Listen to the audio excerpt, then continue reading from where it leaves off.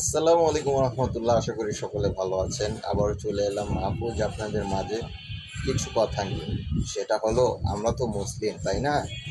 হ্যাঁ, অবশ্যই আমরা মুসলিম। কারণ আমাদেরকে চেনার উপায় কি? আমাদেরকে চেনার উপায় এখন বর্তমানে মাথায় টুপি, পাঞ্জাবি আর মুখে দাড়ি। এই ছাড়া কিন্তু আমাদের চেনার কোনো উপায় নেই। কারণ কি, এই কথাটা কেন বলছি সেটা হলো, এই যে দুর্গা পূজা গেল, এই পূজাতে আমাদের কিছু মুসলিম ভাই, কোনো কিছু দলের নেতা, কিছু অতি উৎসাহী কিছু আলেম, কি বলবো তাদেরকে, আলেম বলবো না অন্য কিছু বলবো? কারণ যেখানে মহানবী সাল্লাল্লাহু আলাইহি সাল্লাম তো তিনি মক্কার একজন শাসক ছিলেন, তাই না? মক্কাকে তিনি শাসন করেছেন, ইসলামিক রাষ্ট্রের একজন নেতা ছিলেন। তার রাষ্ট্রে কিন্তু হিন্দু মুসলিম সবই ছিল, মূর্তি পূজকও ছিল। তো তার কাছে যখন একজন মূর্তি পূজক আসছিল যে আমাদের অনুষ্ঠানে আসেন, আমাদের অনুষ্ঠানটাকে দেখেন দেখেন, তিনি রাষ্ট্রনায়ক হিসেবে তার কাছে আসছিল, তখন মহানবী সাল্লাল্লাহু আলাইহি সাল্লাম কি বলেছেন?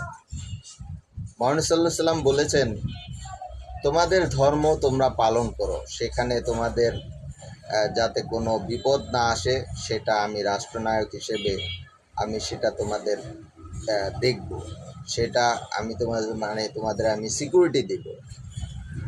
কিন্তু মহানবী সাল্লাল্লাহু আলাইহি সাল্লাম কিন্তু তাদের কি বলে যে রাষ্ট্রনায়ক হিসেবে সমাজ রক্ষা করার জন্য সেই অনুষ্ঠানে গিয়েছেন এবং ওখানে বসেছেন, এমন কিছু কিন্তু করে নাই। রাষ্ট্রনায়ক মহানবী সাল্লাল্লাহু আলাইহি সাল্লাম কি বলেছেন?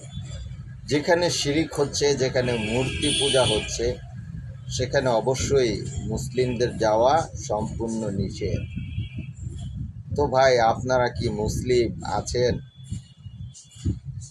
আপনারা কিছু কিছু জায়গায় দেখছি সমস্ত দলের নেতা, বাংলাদেশের যেসব নেতারা, বাংলাদেশের তো প্রত্যেকটা দলেই কিন্তু মুসলিম ভিত্তিক, তাই না?